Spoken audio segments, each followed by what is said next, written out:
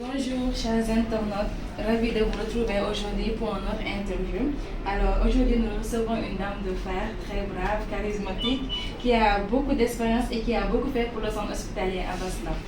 Donc madame, vous allez vous présenter et nous dresser un peu votre parcours au niveau du champ. Merci. C'est Madame Ndeye Kourasso. Je suis là à Basla depuis 1984. J'ai démarré par la REA, j'ai été embauchée en tant qu'infirmière. C'est après 4 ans de carrière que je suis allé sur une formation à l'école pour obtenir mon diplôme d'assistant infirmière. Et de cela, j'ai fait presque 11 ans de réanimation et ça m'a beaucoup servi. J'ai été bien encadré, j'ai eu la chance de tomber sur des gens comme le professeur Ahmad Moustapha Sow, le professeur Saïd Nourou Diop, le docteur Alioune Sarr, feu docteur Joseph Leroy. Comme infirmier major, il y avait feu Biram Robert Badian et feu Madame Abidafé. D'accord, donc vous avez fait votre entrée en 1984. Vous avez fait 38 ans de service. Donc, Madame Kourasso, parlez-nous un peu de votre expérience acquise depuis votre arrivée jusque-là. Depuis la réanimation, je dis que j'ai été bien forgé et je ne le regrette pas aujourd'hui. Parce que presque 11 ans de réanimation, il faut le faire. Et alhamdoulilah, je n'ai jamais été sanctionné.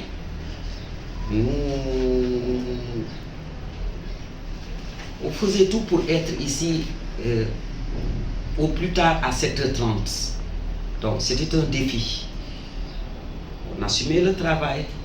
Donc, à chaque fois qu'on avait besoin d'un interne, c'était en parenthèse pour un constat de décès. Alors, les médecins qui étaient là avaient tellement confiance en nous parce qu'ils savaient qu'on était capable. Donc, on essayait de tout faire pour avoir le service le plus propre, le plus correct, les patients les plus corrects, sans commettre d'erreurs ni faire de bavures. Alors, nous avons bien travaillé, on a eu à être bien forgé, bien formé par les médecins qui étaient là en ce moment.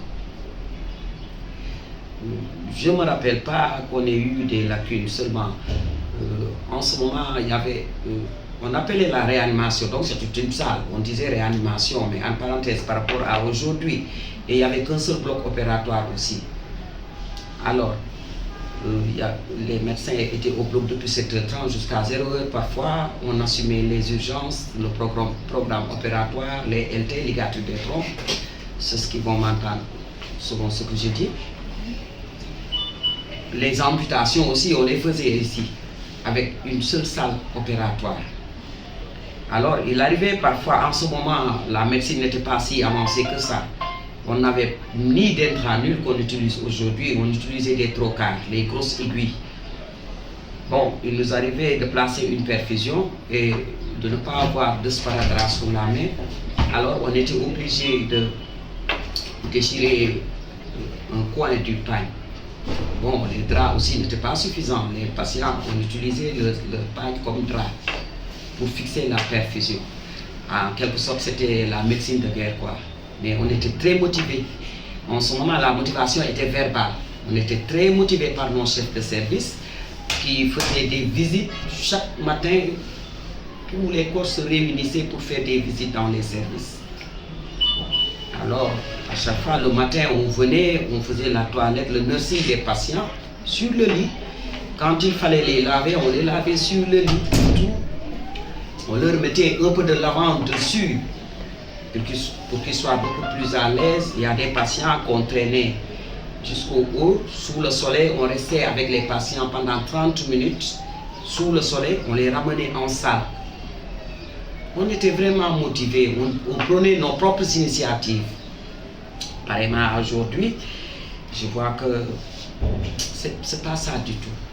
Moi, je pense qu'en ce moment, il y avait beaucoup plus de travail qu'aujourd'hui.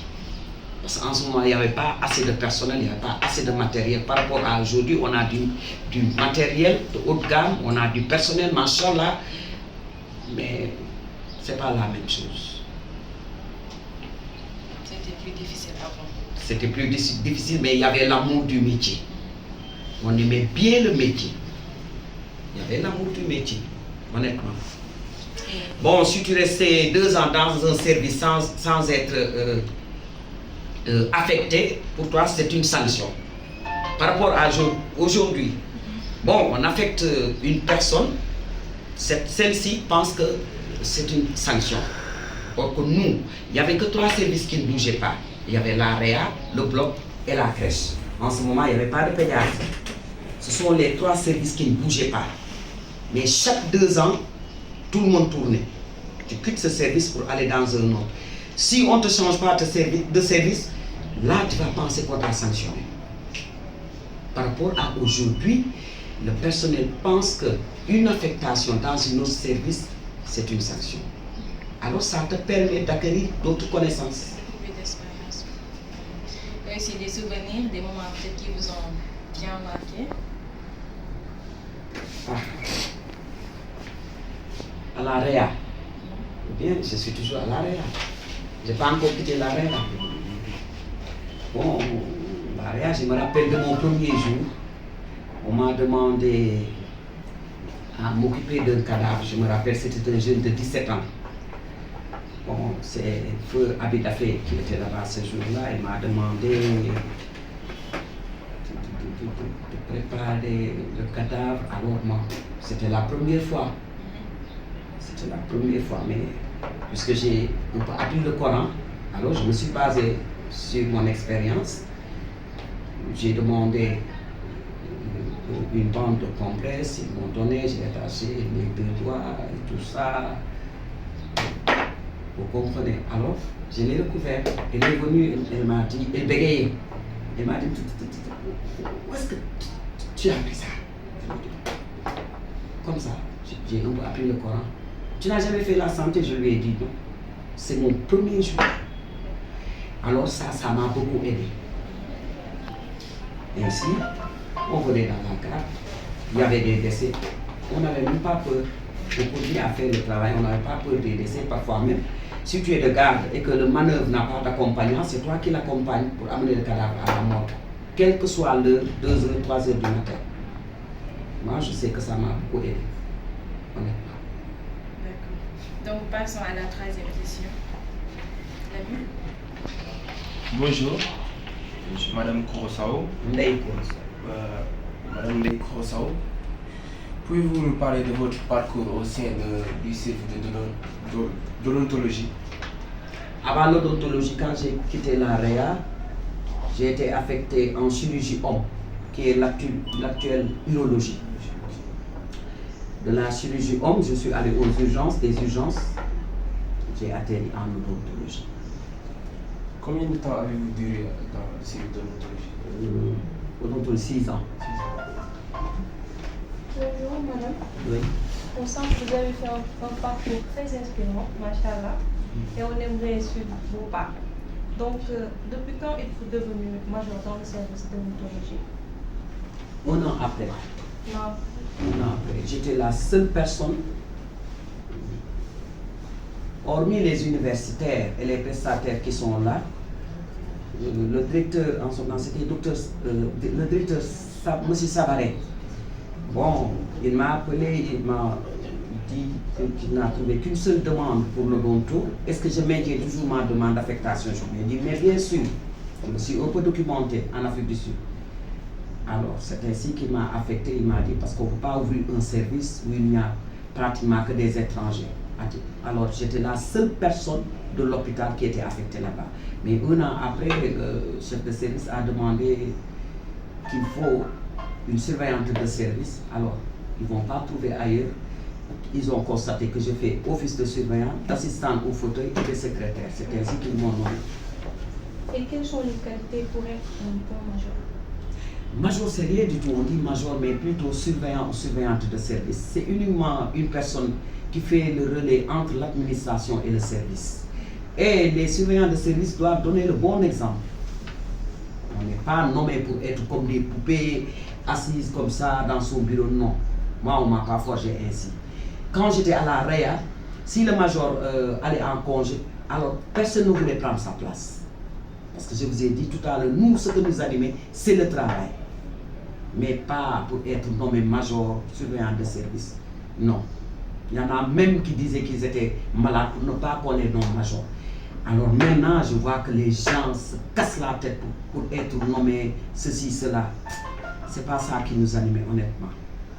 Au contraire, le ou la surveillante de service doit servir d'exemple aux autres. Être ici avant tout le monde. Moi aussi, je faisais tout pour être là avant 8 heures. Je désinfectais, je désodorisais, je sortais le matériel. Alors c'est comme ça que j'ai fait jusqu'au 21 février. Je n'ai même pas pris mes 3 mois de congé pré-retraite. Je ne m'en suis même pas rendu compte. J'ai travaillé ces 3 mois ici. Ça, c'était l'amour du travail. Je ne m'en suis même pas rendu compte, honnêtement. C'est après qu'on m'a signifié, je le savais. Mais on m'a rappelé que j'avais 3 mois de congé pré-retraite. Et je ne le regrette pas du tout. Mais on doit servir d'exemple. N'importe qui n'est pas surveillant de service. Normalement, on doit servir d'exemple.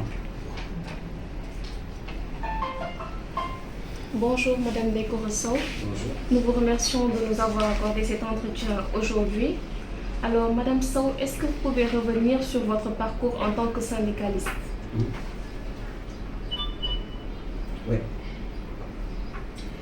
Je suis venu dans le monde syndical uniquement parce que je vais pas dire que je subissais, mais je voyais des injustices. C'est ce qui m'a poussé à embrasser le monde syndical.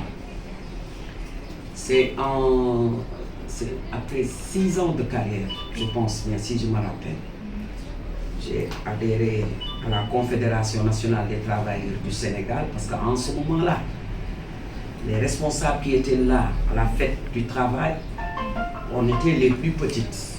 Alors moi j'étais toute petite quand je venais à la REA. C'est pour cela que d'ailleurs jusqu'à présent il y en a qui m'appellent Kouro Bébé. C'est docteur Lamine Diouf qui m'a surnommé Kouro Bébé parce que j'étais la plus petite de la REA. Alors, on nous avait donné 2 mètres de tissu tout, alors qu'on devait en avoir 6. On donnait 2 mètres de tissu et un t-shirt. Et on était tellement fiers, on célébrait la fête. Mais un jour, je me suis posé des questions. Mais pourquoi d'autres savent 6 mètres et nous 2 mètres? Alors je me suis engagé, j'ai adhéré. Je me suis engagé, on s'est battu. Et jusqu'à l'heure où je vous parle, il y a 1 semaine, j'ai fait la distribution à mes camarades de la CNTS. Chacun a reçu 6 mètres.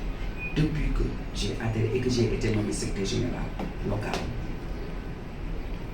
Pour transport, on nous remettait 200 francs ou 300 francs. Donc c'était pas ça, c'est de l'injustice.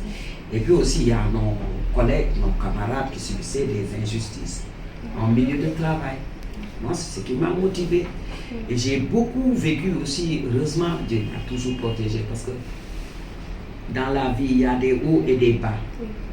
En toute chose, il y a des risques, mais il faut y croire. À 3 reprises, j'ai frôlé la prison. Mais alhamdoulilah, moi je me dis que si je dis la vérité, c'est comme si le bon Dieu était devant moi. Quelle que soit la personne, le directeur, n'importe qui. On s'est toujours battu ici pour les travailleurs. Cause pour laquelle, pour les 59 agents, on les a recrutés. Alhamdoulilah, ils sont là. Avec le directeur sortant aussi, il a porté plainte contre nous. On n'a rien fait. On a accusé que je l'ai menacé de mort. Il nous a convoqué un vendredi. Même l'actuel directeur a subi ces injustices. Mais on s'est battu à ses côtés. Jusqu'à ce que le bon Dieu le porte ici à la tête de la direction. Grosso modo, on a beaucoup vécu côté syndical.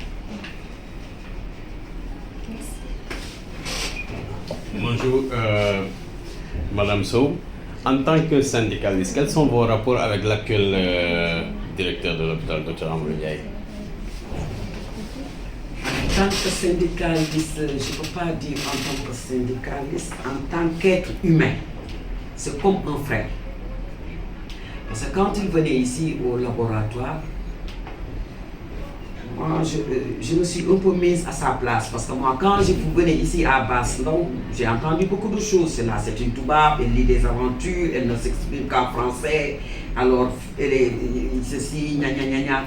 Alors, quand le traiteur venait là, les gens l'ont aussitôt étiqueté.